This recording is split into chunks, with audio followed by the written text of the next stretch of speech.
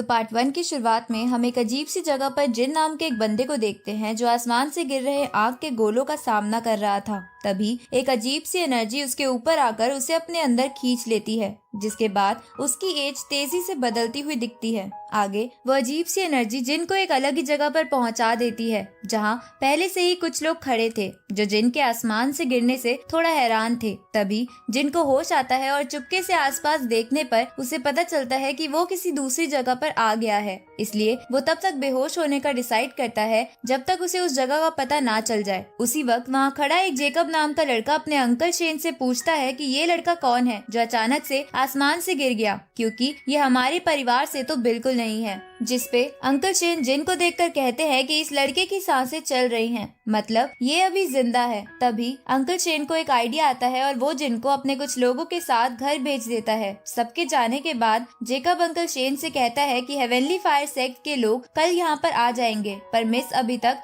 शादी के लिए तैयार नहीं है। जिस पर शेन बोलता है कि मिस बहुत ज्यादा जिद्दी है और वो ऐसे ही किसी से शादी नहीं करना चाहती। तो जेकब कहता है कि अगर ऐसा होगा तो हेवनली फायर सेक्ट के लोग पता नहीं हमारे साथ क्या ही करेंगे। लेकिन जेकब मन ही मन में इस बात से बहुत ही खुश था। तभी शेन हंसते हुए कहता है कि गॉड ने हमें इस सिचुएशन से बचाने के लिए इस फरिश्ते को यहाँ भेजा है, जिसकी शादी हम मिस से कराकर इस मुश्किल से बच जाएंगे। तो जेकब शेन से पूछता है कि क्या आप इस लड़के का बैकग्राउंड चेक नहीं करोगे। तो शेन उससे कहता है कि तुम इन सब बातों पर ध्यान मत दो और मैं मिस से बात करने जा रहा हूँ। ये सुनकर जेकब मन ही मन में गुस्सा हो जाता है, क्योंकि इसकी वजह से उसका कोई बना बनाया प्लान खराब हो रहा था। इस तरफ घर पहुंचने पर आसपास देखने के बाद जिन को लगता है कि ये लोग उसको नौकरों की तरह काम करवाने के लिए यहाँ लाए हैं। तभी दरवाजे की आहट सुनकर जिन फिर से बेहोश होने का नाटक करता है, जिसके बाद वहाँ पर अंकल शेन आते हैं और कहते हैं कि आखिरकार मैंने एक ऐसा लड़का ढूंढ लिया जो मिस से फेक मैरिज करके हमें हेवनली सेक्ट के लोगों से बचा लेगा। ये सुनकर जिन तुरंत ही उठ के वहाँ से भागने लगता है, क्योंकि उसे शादी वादी के चक्करों में नहीं फंसना था। पर अंकल शेन उसे पकड़ लेते हैं और उससे बोलते हैं कि मुझे पता था कि तुम बेहोशी का नाटक कर रहे थे,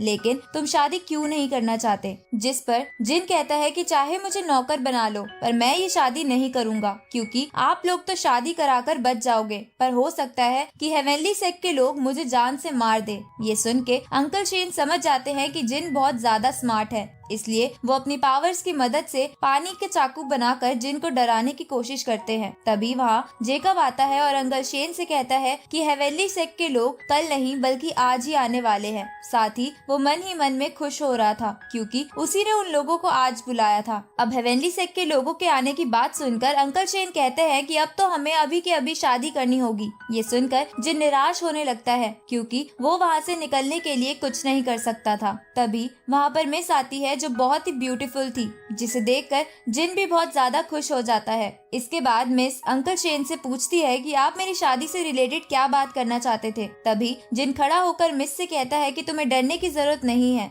अब तुम्हारा हस्बैंड यहाँ आ गया है। ये सुनकर मिस उसे जोर से चाटा मार देती है और कहती है कि मैं किसी से नहीं डरती, पर उन्हें हेवनली सेक्ट से बचाने के लिए शादी करनी ही पड़ती है। जिसके खत्म होने के बाद वहाँ पर हेवनली सेक्ट से एक बंदा आता है और चिल्लाकर मिस से कहता है कि तुम्हें पता है कि मेरे मास्टर तुमसे शादी करना चाहते थे, तो तुमने इससे शादी करने की हिम्मत कैसे की। ये सुनकर मिस उसे गुस्से में मारने के लिए आगे बढ़ती है, लेकिन शेन उसे रोककर उस बंदे से कहता है कि ब्रदर फ्रैंक तुम गुस्सा मत करो, अब तो शादी हो चुकी है और ये उसका कॉन्ट्रैक्ट है। पर फ्रैंक उस कॉन्ट्रैक्ट को फाड़ कर कहता है कि मैं ऐसी शादी को नहीं मानता। इसके बाद फ्रैंक जिन के पास जाता है और उससे बोलता है कि जल्दी यहाँ से भाग जाओ, नहीं तो अंजाम तुम्हें पता ही है। जिसपे जिन सोचता है कि मुझे तो दोनों तरफ से धमकाया जा रहा है। तभी अंकल शेन को लगता है कि अगर फ्रैंक पहले जिन पर अटैक करे तो वो इसका फायदा उठा सकते हैं। पर उसी वक्त जिन अंकल शेन से पूछता है कि क्या यहाँ पर खड़े लोगों में फ्रैंक सबसे ज्यादा ताकतवर है, जिसपे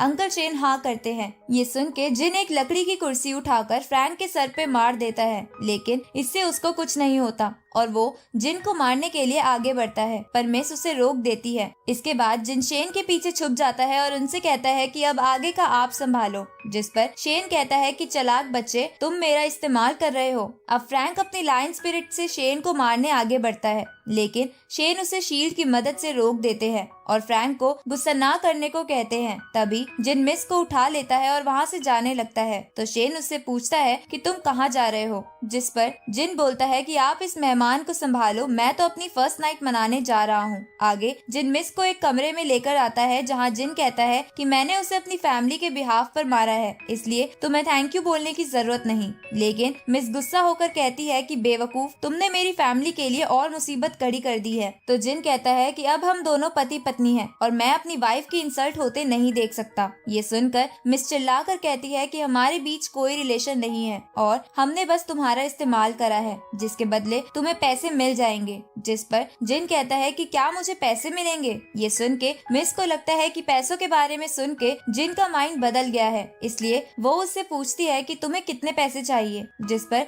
जिन कहता है कि मुझे पैसे वैसे नहीं चाहिए, बल्कि बदले में आप मुझे ट्रेनिंग के लिए एक एक्सरसाइज बुक दे देना। तो मिस भी इसके लिए मान जाती है। साथ ही उसे बोलती है कि आज फ्रैंक यहाँ से नहीं जाएगा, इसलिए हमें सो जाना चाहिए। ये सुनकर जिन खुश होते हुए मिस के ऊपर कूद पड़ता है और उसे किस करने के लिए आगे बढ़ने लगता है, लेकिन मिस उसे फिर से चाटा मार के दूर फेंक देती है और उसे जमीन पर सोने को बोल देती है। अगली सुबह वहाँ पर अंकल शेन आते हैं और कहते हैं कि एक अच्छी खबर है कि फ्रैंक पूरी रात हल्ला मचाकर यहाँ से चला गया है, पर पता नहीं आगे क्या होगा। तो मिस कहती है कि पूर्वजों की जगह जल्द ही खुलने वाली है और जैसे ही पूर्वजों की चीजें मुझे मिल जाएंगी तो हमें हेवनली सेक्ट के लोगों से डरना नहीं पड़ेगा। जिस पर अंकल शेन कहते हैं कि लेकिन वो तो पिछले 100 सालों में एक बार भी नहीं खुला, इसलिए मुझे अभी भी उसके ना खुलने का डर है। तभी जिन उनसे कहता है कि मैं प्रैक्टिस करने जा रहा हूँ, जिसके बाद मैं भी आप लोगों की मदद करूंगा। आगे हम जिन को एक झरने के पास मेडिटेट करते हुए देखते हैं, जहां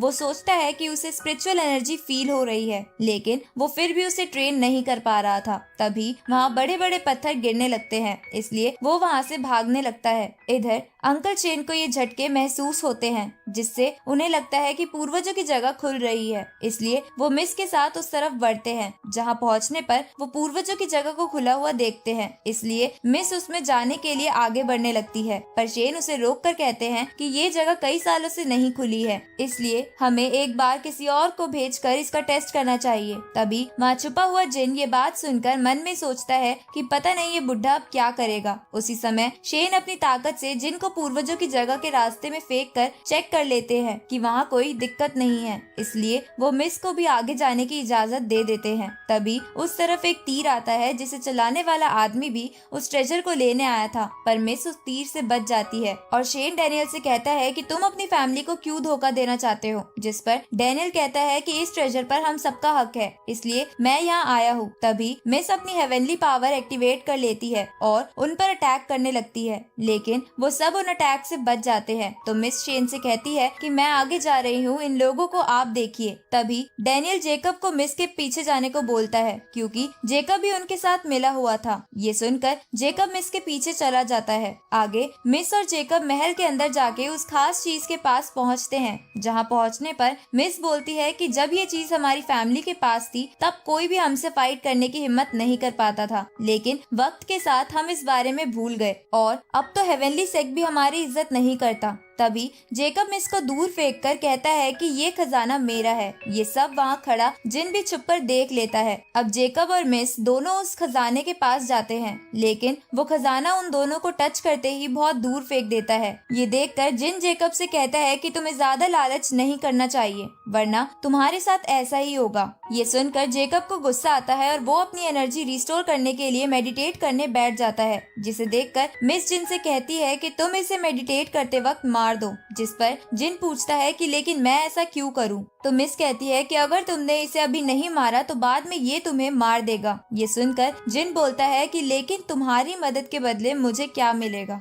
जिस पर मिस कहती है कि तुम्हें अभी भी प्रॉफिट की पड़ी है, लेकिन वो कुछ नहीं कर सकती थी, इसलिए वो जिन से पूछती है कि तुम्हें क्या चाहिए। तो जिन कहता है कि हम दोनों हस्बैंड वाइफ है, पर तुमने मुझे अभी तक हस्बैंड की तरह ट्रीट करने नहीं दिया, तो क्या तुम ऐसा करने दोगी? ये सुनकर पहले तो मिस गुस्सा करती है, लेकिन बाद में जेकब को मारने के लिए मान जाती है। तो जिन जेकब को मारने के लिए आगे बढ़ता है, पर वो सही से तलवार भी नहीं पकड़ पा रहा था, जिसे देखकर मिस उससे पूछती है कि क्या तुमने कभी किसी को नहीं मारा, जिस पर जिन बड़ा चढ़ाकर कहता है कि मैंने कई लोगों को मारा है। तो मिस उसे बोलती है कि जल्दी से उसे मार दो। ये सुन के जिन अपनी तलवार को आगे बढ़ाता है, पर जेकब उसे रोक लेता है और उसकी तलवार ऊपर की तरफ फेंक देता है, जो छत के एक पत्थर में घुस जाती है। अब जेकब जिन को मारने के लिए खुश होने लगता है, तभी जिन उसे ऊपर देखने को कहता है। उसी समय उसके ऊपर छत वाला पत्थर आकर गिर जाता है। ये देखकर जिन को लगता है कि शायद जेकब मर गया। आगे मिस जिन से कहती है कि इस ट्रेजर के आसपास एक फॉर्मेशन बना है, जिसकी वजह से मैं इसके पास नहीं जा सकती,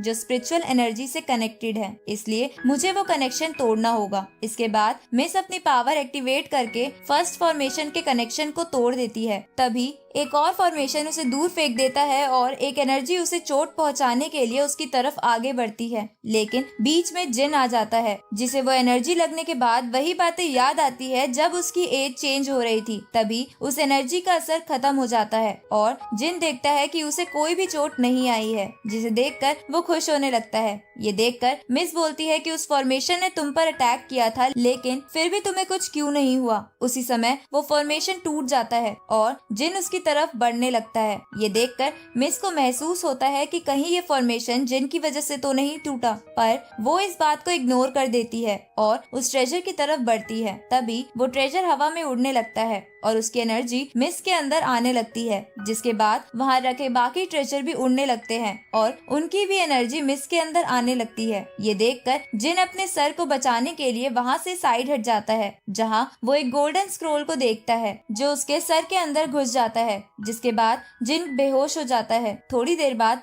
जिन को होश आता है और वो देखता है कि मिस ने अब वो एनर्जी कंज्यूम कर ली है। साथ ही मिस उसे कहती है कि यहाँ पर एक हेवनली बुक भी होनी चाहिए थी, जो कई सालों से यहाँ थी, लेकिन शायद मेरी फैमिली की कुछ बातें गलत थी। ये सुनकर जिन समझ जाता है कि हेवनली बुक वही गोल्डन स्क्रोल था जो उसके सर में घुस गया है। तभी मिस उसे एक्सरसाइज स्क्रोल देकर कहती है कि मैं अपनी एनर्जी रिस्टोर करने के लिए मेडिटेट कर रही हूँ, तब तक तुम आसपास ध्यान रखना। तो जिन भी अपनी वाइफ के कहने पर ये मान जाता है। थोड़ी देर बाद वहाँ शेन अपने साथियों के साथ आता है और मिस से पूछता है कि क्या आपने एनर्जी कंज्यूम कर ली, जिस पर मिस हाँ करती है। तभी शेन जिन को वहाँ देखता है, जिसे देखकर वो कहता है कि क्या तुम अभी तक नहीं मरे। इसके बाद शेन जिन को मारने के लिए एक एनर्जी बॉल बनाते हैं, क्योंकि उनके अकॉर्डिंग अब उन्हें जिन की कोई जरूरत नहीं थी और इस फेक मैरिज की वजह से मिस की रेप्यूटेशन भी खराब हो सकती थी। पर मिस जिन के सामने आ जाती है और शेन को कहती है कि इसमें इसका कोई लेना देना नहीं है, इसलिए हमें इसे जाने देना चाहिए। पर शेन इसके लिए नहीं मानता और अपनी एनर्जी बॉल इस्तेमाल करने के लिए आगे बढ़ता है। तभी जिन मिस का गला पकड़ लेता है और कहता है कि अगर तुम आगे बढ़े तो मैं इसे मार दूंगा। ये देखकर शेन उसे कहते हैं कि तुम मिस को छोड़ दो और मैं तुम्हें यहाँ से जाने दूंगा, जिस पर जिन कहता है कि बुड्ढे, तुमने मेरा बहुत इस्तेमाल किया है और तुम्हें लगता है कि मैं तुम्हारा विश्वास कर लूंगा। ये सुनकर शेन अपनी एक सीक्रेट टेक्निक इस्तेमाल करता है, जिसकी वजह से जिन की पूरी बॉडी जम जाती है और मिस जिन से छूटकर शेन के पास आ जाती है। तभी जिन उस बुक की स्पिरिचुअल एनर्जी की मदद से उस बर्फ को बड़ी आसानी से तोड़ देता है और शेन की तरफ एक अटैक करता है, जिसे शेन अपनी शील्ड की मदद से रोकने की कोशिश करता है, पर वो ऐसा नहीं कर पाता और दूर जाकर गिरता है। इसके बाद जिन एक तलवार लेकर शेन के पास जाता है और कहता है कि बुड्ढे, आज मैं तुम्हें नहीं छोड़ूंगा। तभी हम छत से एक पत्थर को उनकी तरफ आते देखते हैं और इसी के साथ ये एपिसोड यहीं खत्म होता है।